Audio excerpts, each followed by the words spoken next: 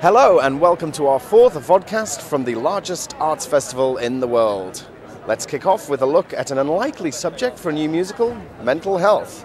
We caught up with James Mikolos to find out a little bit more about his show, An Asylum on Every Corner.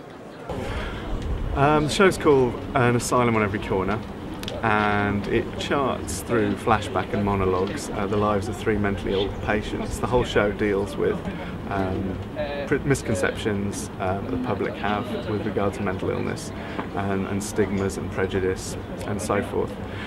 So what I've tried to do is with comedy and a little bit of tragedy, but all in a musical form, just basically banish a few of those misconceptions. And we've also got a little bit of a storyline, slightly satirical, with regard that the doctor who basically founded the care home has these offers, hence an asylum on every corner. He gets an offer to franchise out. So it's a bit of a Mickey take out of the privatisation of the healthcare system. And it's on at C2 every day at 5:30 up until the 28th of August. We hope you can join us there. Thanks. Whilst it does make some poignant points in song and dialogue about how society treats mental patients and references to what is happening to our own National Health Service, the lighting is a bit gloomy and the acting sometimes weak. All of this is rescued, however, by some lovely songs and fantastic singing. Such is the power of music. Loonies, to keep them from carooming down the street. Give me an Ashford Dell on every single corner and the wards would be replete. If you've seen the poster for Jack the Lad, you'll have noticed its tagline, "Have you been with a male prostitute?" Not something we're assuming that many of our viewers have indulged in, but we were curious enough to seek out its actors, Alistair Barton and Priest Killick. Jack the Lad is it's a modern adult version of the fairy tale Jack and the Beanstalk, told through the eyes of a male prostitute. And it's on at 9:45 every night at Chambers Street, C34 venue. Well worth a visit. Come along, but be prepared to be shocked. Very shocked. It's not the normal everyday show, but it's very good. Very good. Jack has fallen into prostitution at a very young age. As the play begins, he has someone trapped in a cupboard at his flat, and the tale that unfurls makes us fear for whoever that is.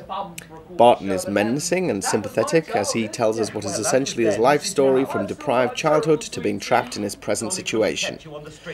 Priest Killick plays a string of clients Jack has encountered in his past, skillfully delineating each one and presumably exhausting himself backstage during the fast and furious costume changes.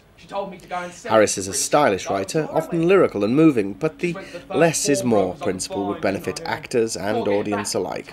Still, one of the more eye-opening productions you'll see on the Fringe this year. Pawnbroker, a slick, swarthy man with a gold medallion glinting on his hairy chest offered me next to nothing. And I changed your mind, I said. He licked his lips and said, "Yeah, pop up on the counter, little boy, and I'll see what your jewels are really worth." The Pleasance is clearly one of the most important Edinburgh venues, but they're also celebrating 10 years of the Pleasance in Islington. I'm here with Pleasance Supremo Anthony Alderson and writer-director Patrick Wilde to tell us something about life after August. Anthony, could you tell us about what's happening at the Pleasance in Islington? Well, it seems it's taken us 10 months to get this far with Edinburgh. I mean, it's a 10-month job, Edinburgh, and somehow in the 2 months we have left, we squeeze an entire year of life into Pleasance London.